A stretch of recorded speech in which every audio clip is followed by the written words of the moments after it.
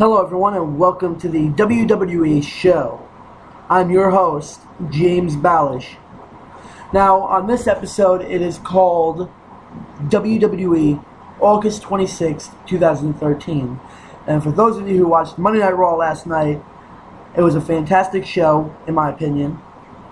There were some parts of the show that were boring to me, but I'm not going to share those with you because I want this show to be a positive show. So I'm going to mention the parts of the shows that I did like, which is the promo video for the newly formed tag team of, my opinion, they are Primo and Epico, and their tag team is known as Los Matadores, which Los Matadores is the team of Primo and Epico. Yes, they're reformed, renamed, which is a fresh start for them. Because before they left, they were on a 20-0 losing streak, meaning the O represents how many wins they had between the losses. So they lost 20 matches right before they left. I believe it was last year they left, and haven't been seen since. Let's hope that WWE was doing something with them down in Florida, reforming their team, reforming them as a tag team, refreshing their name as Los Matadores, because I also heard through the grapevine on a website I forgot the name of, that there's possibly, not right away, but possibly down the road, going to be a third member of the team who goes by the name of Mascarita Dorita, or no, not Dorita, sorry, Dorito, Mascarita Dorito, or Dorado, Mascarita Dorado, yeah, Mascarita Dorado. And Primo and Epico's new name for the team, individually the name will be Tortito and Tolito. Tortito and Tolito. Tell me what you guys think of that name right now.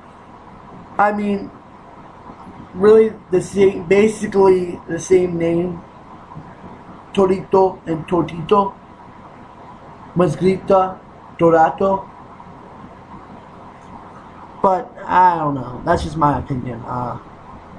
The big question of this video already is, what are your guys' opinion of Los Matadores already? Yeah, you haven't seen them debut. No, you haven't seen them at all wrestle, unless they have some clips of them wrestling on YouTube somewhere down on NXT in Florida.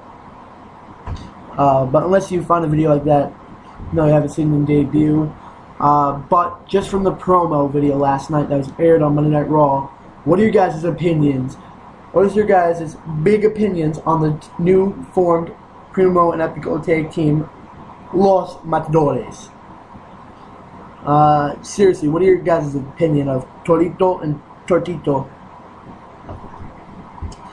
I'm just guessing right now that that's how you pronounce their names. Let's hope they debut within the following month or following 2 months. I'm going to give them till October, and if I don't hear anything about them by October, I'm just going to say they're the worst combination of a team ever. But that's just me. You guys have your own opinions. You guys have your own mind. You guys have your own thoughts. But I'm just saying that because first off, they lose. They go on a losing streak, just like MVP did at one point of his WWE career. And then what happens is MVP goes on a losing streak. Then Hurricane Helms comes back. He beats Hurricane Helms to regain his winning streak. That's like a big upset. Like, why would they bring back Hurricane Helms just to let MVP beat him finally? Why not just let MVP beat someone else in the process to gain his winning streak back? But that was all those years ago, and I'm still frustrated with that. Like, why did WWE do that all those years ago to MVP, bringing back Hurricane Helms? Yeah, not one night only to let him beat him and then never see him again. No. They brought him back as a permanent character towards the end of ECW. But thing is, why bring him back for MVP? Why bring him back for Montel Vontavious Porter just to beat him that one time? All this one question about MVP is all based on opinions. The answers are all based on opinions. Because everyone has their own opinion, except for WWE. They have the true answers, and well, WWE has their true answers. So, they know, because they're the creators of the storyline to begin with, so they know what buttons were pushed and what buttons weren't pushed. So, they know the true answers between the MVP and Hurricane Helmsley. And I could be wrong with that, so don't judge me on that match. I could be wrong, because that was years ago. I don't even remember that. So if I see this, MVP beat Hurricane Helmsley to regain his winning streak, and you go out and say, oh, no, he didn't beat Hurricane Helms, or he did, but that's not what gained him his winning streak back. Don't ever say that, because I'm basing this off of memory of what I remember. Like I said, I could be wrong with anything I say. So, like I said, this is my opinion. This is what I remember. Whether it's right or wrong, don't judge me on that. One thing that's on my mind right now about last night's episode of WWE Monday Night Raw is, what else? Yeah, the Gauntlet match. Daniel Bryan versus The Shield. The first match was Daniel Bryan versus Seth Rollins. Oh yeah, and here's the stipulation from Triple H himself last night. For that match, Daniel Bryan versus The Shield Gauntlet match. If any members of the WWE roster, any member, whether it's the general manager, managers, ring announcers, doesn't matter. If anyone were to disqualify Daniel Bryan or The Shield in any way, shape, or form, they would personally be fired on the spot immediately in front of thousands of people and millions more watching it on TV at home. So, my opinion is, why would Triple H fire anybody? Why did this, in my opinion, let me bring this to you, let me bring this attention to you right now, and that is, well, for a short time, they had what was called the McMahon-Helmsley era of the WWE, and that is where the entire McMahon/Triple H ruled the entire WWE as a kingdom, I should say, imaginary kingdom, not literal kingdom, but as imaginary. They ruled it like they were the king and queen and the owner and everything involved just to create the company. Like they were always right, everyone beneath them were always wrong. If they stepped over their foot, they'd be fired, or they'd be suspended, or they'd be put through matches that could put them through hell. I see that as another form. I see that as a storyline repeating itself. Because as what Christian said last night, Christian, the superstar, what he said last night was, with people who don't remember the past, repeat the past. Those aren't his exact words. I'm just saying it in a different way.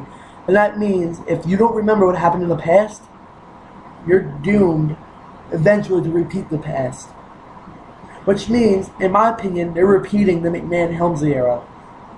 Except now it's the McMahon-Helmsley-Orton era. For a short time, Orton era. Because right now, Triple H has SummerSlam, right after Daniel Bryan's victory, after beating John Cena for the WWE Championship, was pedigreed by Triple H himself, and then the match started because Randy Orton cashed in his Money in the Bank, and as soon as the bell rung, he pinned him 1, 2, and 3, and became the WWE Champion. So now the WWE Champion is Randy Orton. What are your guys' opinion on WWE Champion Randy Orton becoming the new face of the WWE? Or do you guys think that eventually Daniel Bryan will regain the WWE Championship at Night of Champions or at another pay-per-view and become the WWE Champion again, and this time permanent WWE Champion for a couple of months, if anything?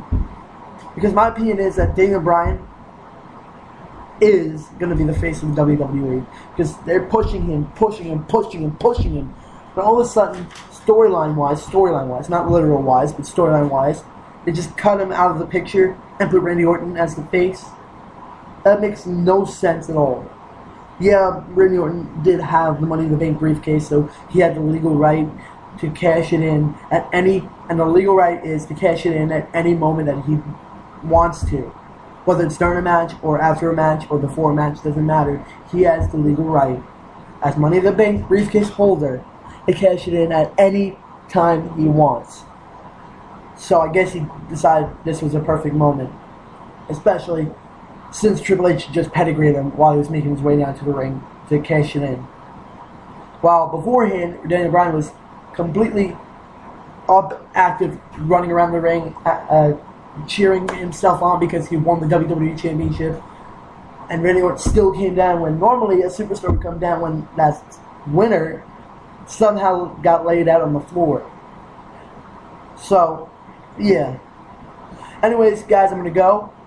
I want to say thanks for listening. I want to hear your guys' opinion on this video and what you guys think of Los Matadores, Primo Epico, Tortito, and Tolito, and what you guys think of them, as well as this next big question. May not be big to you, maybe big. It is big to me, but my question to you guys, and you can write your guys' answers on the bottom of the link of this video up on Facebook.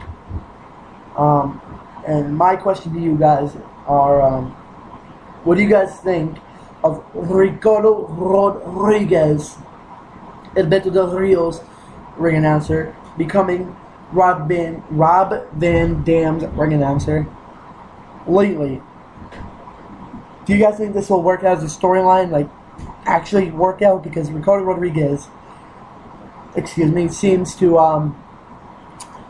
have worked with Alberto Del Rio, but to me it doesn't look like it's going to last that long with Rob Van Dam having him as a ring announcer. Because because Ricardo Rodriguez is Spanish, Alberto Del Rio is Spanish, and they just seem to work well together. Because he pronounces everything in Spanish. So, everything that he says with Alberto Del Rio, his entire entrance is done in Spanish.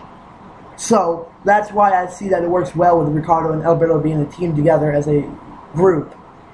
But Rob Van Dam having Ricardo Rodriguez as the ring announcer, where he has to say most of the words in English and then translate it into Spanish, I honestly don't see that as a storyline going very well, because Rob Van Dam never had a ring announcer. Well, at least a personal ring announcer in that case, throughout his entire career, whether it was in TNA or in WWE or in any other company that he's worked for in the past. So, I honestly think this is going to work for a few months, then it's just going to get rolled underneath the rug, and everyone's just going to start forgetting about it, and eventually he's going to team up with Alberto Del Rio again to become his ring announcer. But that's just me. What do you guys think of Ricardo Rodriguez? And I want to hear your guys' true opinions, so please write it down either on the bottom of the page on YouTube, or on the bottom of or if you can just click comment on the link to this radio show on Facebook, and write your answers. But what do you guys think? Number one, what do you guys think of Los Matadores? Or what do you guys think of Ricardo Rodriguez becoming the ring announcer for Rob Van Dam? Please, guys, let me know what you think. I'll see you guys next time. Thanks for listening, and check you out next time. Good night, everyone.